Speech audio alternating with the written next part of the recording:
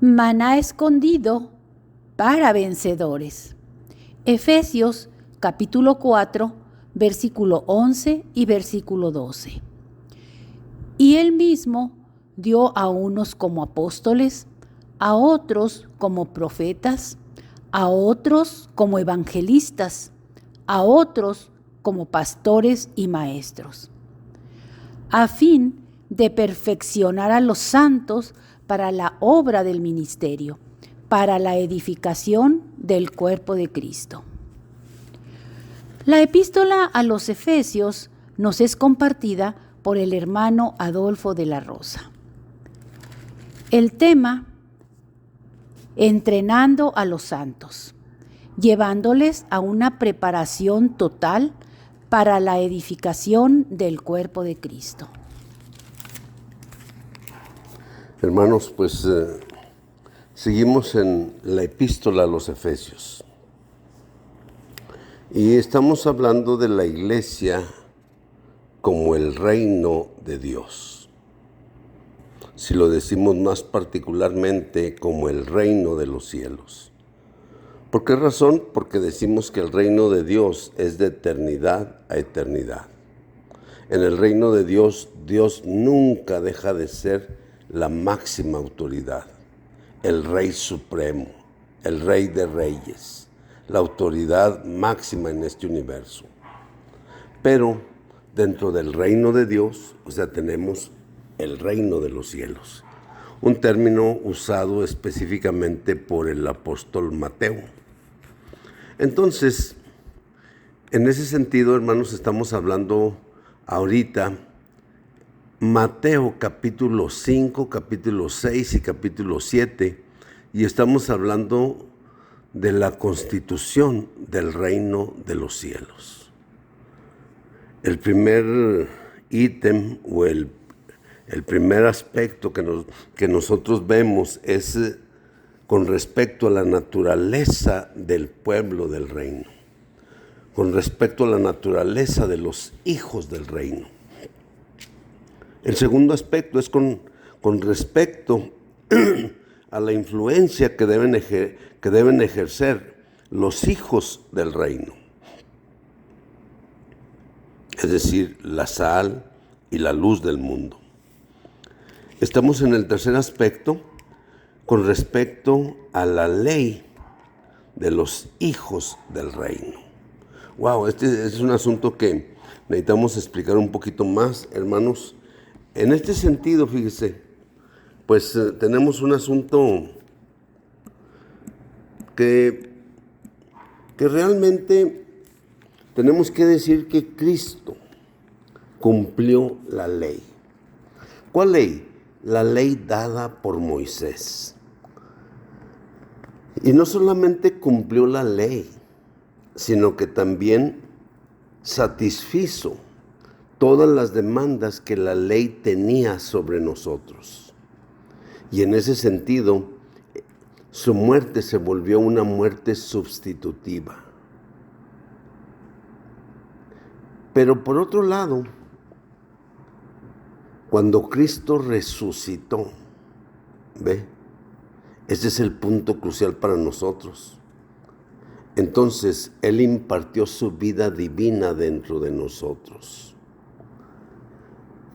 Y por otro lado, hay unas palabras aquí que necesitamos dejar claras, ¿verdad? Por un lado, la ley antigua decía, oísteis que fue dicho. Tiene que notar eso. Oísteis que fue dicho. En muchos versículos aquí, en Mateo capítulo 5, ¿verdad? Entonces, pero luego el Señor dice, pero yo os digo. Eso, pero yo os digo, esa es la nueva ley de los hijos del reino. ¿A qué se refiere esta nueva ley de los hijos del reino? Bueno, versículo 20, Mateo capítulo 5, versículo 20, fíjense lo que dice. Porque si vuestra justicia no supera a la de los escribas y fariseos, no entraréis en el reino de los cielos.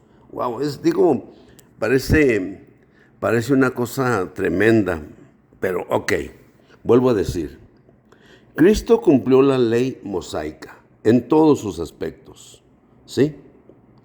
Por otro lado, cuando Jesús muere en la cruz, Él tiene una muerte sustitutiva, en la cual Él satisface todas las demandas que Dios tiene sobre nosotros. Pero en tercer lugar, su resurrección, ¿me entiende? Entonces da lugar, podríamos decir, a la nueva ley de los hijos del reino. O sea, es una ley superior, superior. Pero ¿cuál es el punto de esta ley superior? O sea, es la justicia de Dios. Fíjese, Mateo capítulo 5, verso 20. Porque os digo que si vuestra justicia no supera a la de los escribas y fariseos, no entraréis en el reino de los cielos. Escuche de nuevo, se lo voy a leer de nuevo. Porque os digo que si vuestra justicia no supera a la de los escribas y fariseos, no entraréis en el reino de los cielos. Esa justicia, me explicó, o sea, lo viejo es, oísteis que fue dicho, mas yo os digo, pero yo os digo, o mas yo os digo, no sé, algunas versiones dirán, mas yo os digo, o aquí esta dice, pero yo os digo. Entonces yo os digo es realmente la nueva ley del pueblo del reino, que realmente corresponde con la vida de resurrección de Cristo. O dicho de otra manera, en este aspecto de Mateo capítulo 5, verso 20, hablando de la justicia de Dios, entonces esta justicia, o sea, hay una justicia objetiva y una justicia subjetiva. ¿Cuál es la justicia objetiva? Oísteis que fue dicho. ¿Cuál es la justicia subjetiva? Pero yo os digo. Ahora, ok, vamos a poner un ejemplo, o vamos a ver un ejemplo. Mire, en Lucas capítulo 15, o sea, tenemos el caso, ¿verdad?, del hijo menor. Comúnmente lo conocemos como el hijo pródigo, ¿sí? ¿Qué sucede? El hijo pródigo o el hijo menor le pide a su padre la parte de la herencia que le corresponde. Y luego, entonces, ¿qué es lo que sucede? Pues el padre se la da y él se va con el padre y se va a otros lugares lejanos y malgasta lo que tiene y finalmente está trabajando en la crianza de cerdos. Y ni siquiera podía comer de las algarrobas que les daban a los cerdos. Fíjese nomás. Pero entonces vuelve en sí. Wow, eso es importante, vuelve en sí. Y dice, me volveré a mi padre y le diré, Padre, he pecado contra el cielo y contra ti. Ya no soy digno de que sea llamado tu hijo. Pero tan solo que me tengas como uno de tus jornaleros, o sea, con eso me basta. Y entonces, pues, no solamente volvió en sí, sino que luego emprendió el camino al Padre. ¿Ve? Y el Padre estaba parado, esperando a su hijo. Cuando ya lo ve, o sea, el Padre corrió. ¿Ve? Y luego lo que sucede es que pues ya lo introduce ahí a la casa y le dice a los esclavos, sacad pronto el mejor vestido. Este mejor vestido, hermanos, se refiere a la justicia objetiva. Escuche, justicia objetiva es igual al mejor vestido. El mejor vestido se refiere a la justicia objetiva. Pero luego dice, y traed el becerro gordo y matadlo y comamos y regocijémonos.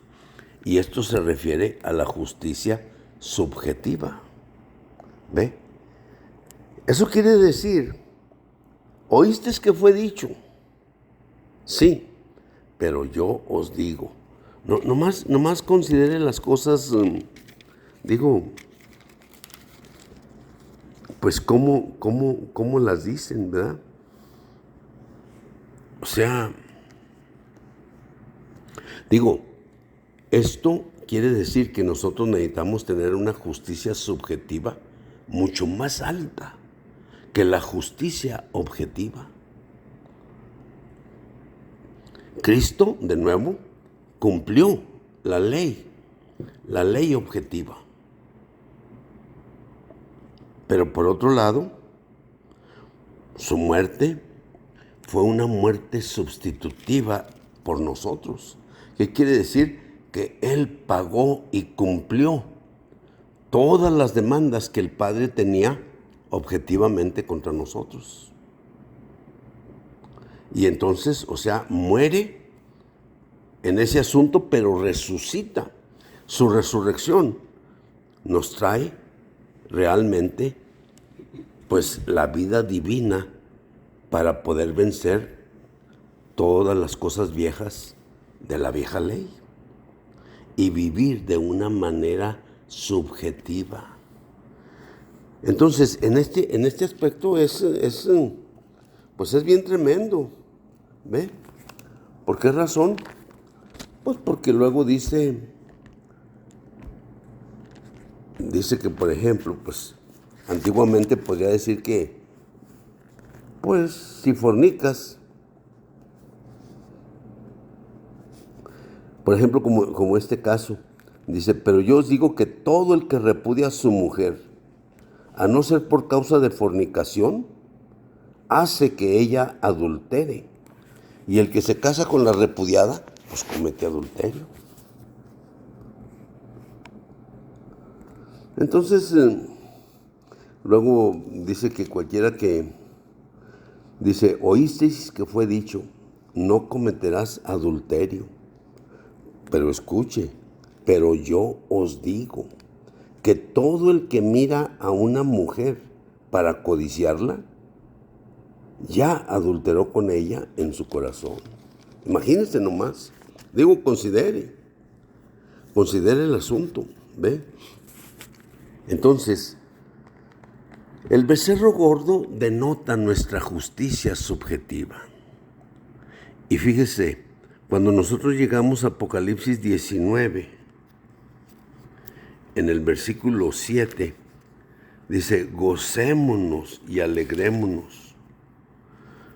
Dice, porque han llegado las bodas del Cordero y su esposa se ha preparado. Escuche, verso 8. Y a ella se le ha concedido que se vista de lino fino, resplandeciente y limpio. Escuche esto, porque el lino fino es las acciones justas de los santos. Escuche de nuevo, yo quiero leerlo de esta manera.